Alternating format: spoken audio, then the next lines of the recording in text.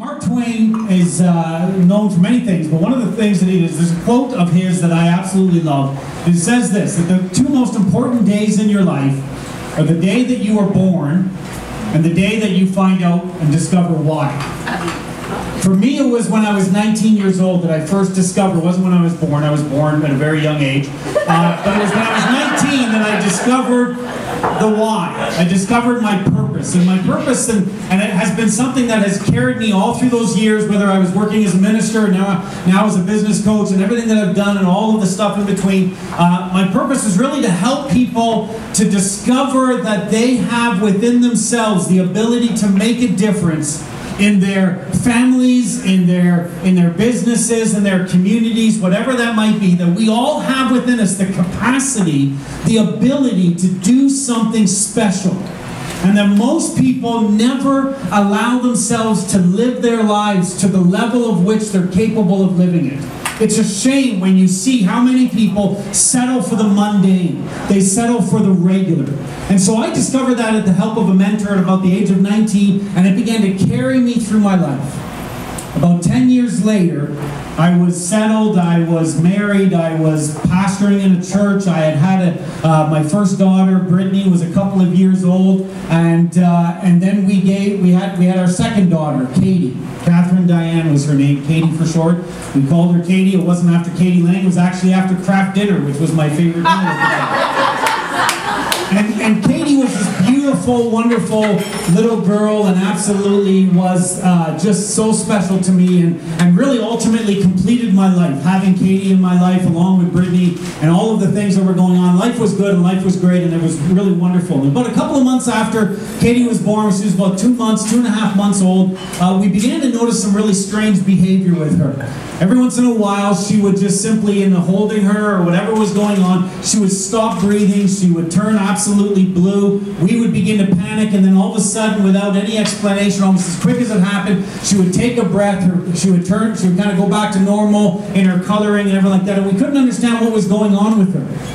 A number of times we would end up at the hospital or at the doctor's, and the doctor kind of just shrugged it off, and at the hospitals the nurses would kind of look at her and go, well, she's fine, they do her vitals, everything was fine, and they kind of chalked it up to nervous parents, and they were kind of like, oftentimes we heard this probably a dozen times, oh, is this your first child?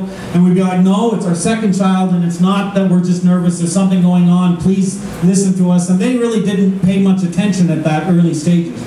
About 5 months after she was born, she again turned blue, and so we rushed to the hospital with her and again started to go. By then she was back, color was normal and everything like this, and so we began to say to the nurse again, we need something to be done, this is serious, we don't know what's going on with her. And as we're talking, she has another one of these episodes. Stops breathing, turns blue as the nurse is holding her, and she begins to freak out. She begins to scream, oh my God, she's turning blue, she's not breathing. And we're like, exactly, that's what we're trying to tell you. And that was finally the start of a journey for us. Begin to try to figure out what was going on.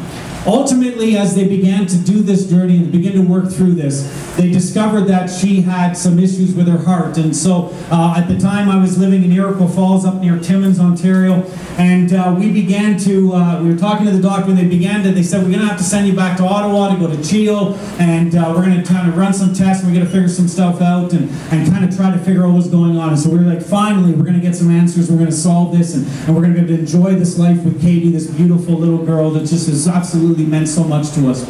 The doctors in CHEO began to run some more tests, and then one day they came to us and they said, okay, we figured out what's going on, that there's some problems with her heart, and there's a couple of holes that are there, and they're causing these breathing issues, and so we need to do heart surgery. And as much as heart surgery is never routine, this is about as straightforward a surgery as you can get, and we'll be able to do the surgery. She'll be in ICU for about a week, but after about a week you're going to be able to go home, and this will probably solve it. And we are so grateful, so excited at the fact that we were finally going to solve this, nervous over the surgery, but knowing that she was in great hands at CHEO with the doctors there, and everything was going to go on. And so the day came, and it was around the third week of January in 1997 that we had the surgery. Katie had the surgery, and we waited all day long. And as the day began to progress, things began to get a little bit uncertain. And I remember about 4 or 5 hours into the surgery, a nurse coming into our room and saying to us, there's been some complications, there's more holes to her heart, there's more issues that we realized, and so we're just kind of working through them, but we're going to try to get it done and we're going to solve it. After about 8 hours, finally the doctor came in.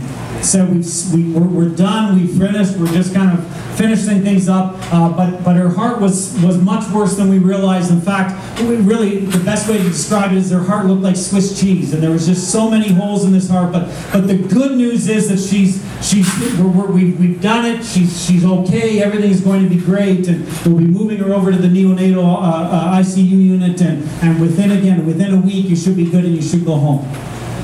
And so off we went to that unit.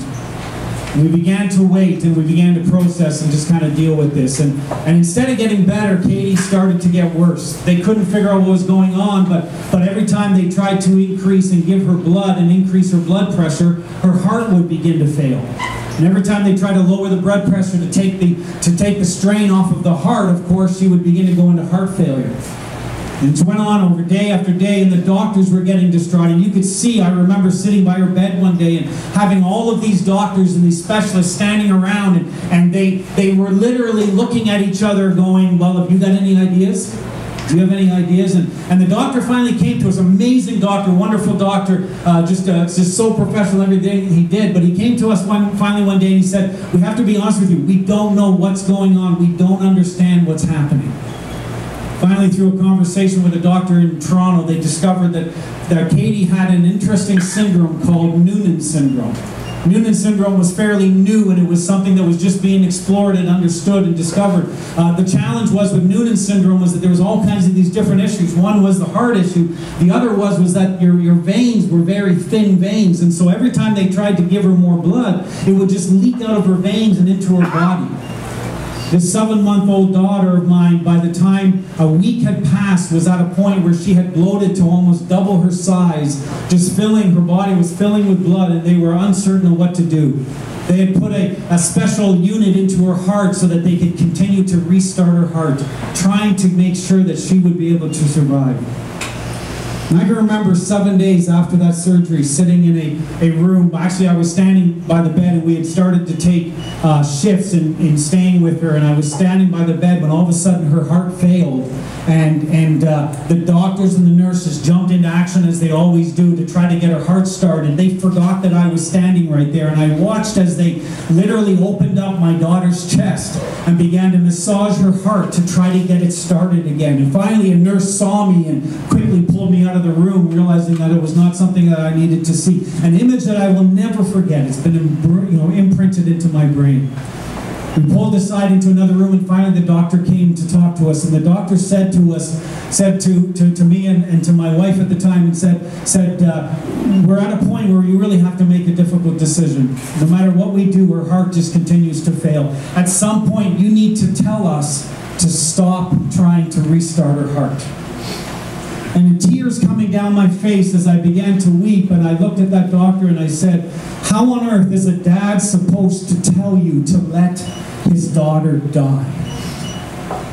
And he stood there as professionally as he could be, as supportive and understanding, and finally we made the decision and said, okay, let her go next time her heart stops.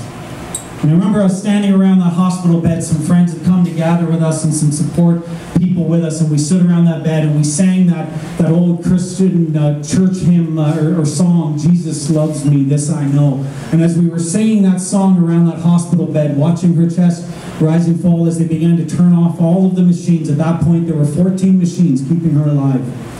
And as that last machine went off, her heart and her chest rose for that last time, and then it just stopped, and she passed from this place to eternity. We dealt with that and we worked through it, and then they moved us into another room where they wrapped her up and we had a chance to hold our daughter for the last time. And I remember walking out of that room, and this is where this ties back into purpose. As I began to walk out of that area and I moved back to where her hospital bed is, I all of a sudden for the first time noticed that the bed next to her in the neonatal unit was this woman who was sitting there with her son, who was going through something incredible for her. And the fear on her face as she had just watched from that corner of the room another family lose their daughter And her face said it all. It was her asking, am I next? And I paused and I stopped from what I was doing and all of the grief of everything that I was experiencing in that moment. I turned and I walked over to her and I sat beside her. To this day, I don't know her name, but I sat down beside her and she immediately started to, I'm so sorry, and she wanted to try to console me. And I said, no, it's okay, it's okay. Tell me about your son. And we had this beautiful conversation about what her son was going through, and then I just stopped and I said, never lose faith and hope in the amazing of what can happen here.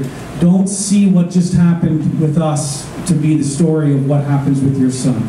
I do know this, is that her son did live. I asked the nurses about it many months later. I had the opportunity to go back and speak at Shield. Every year they have a survivors, kind of, not a survivors, but a gathering of all of those who have lost children during the year, and they asked me to come and speak at it.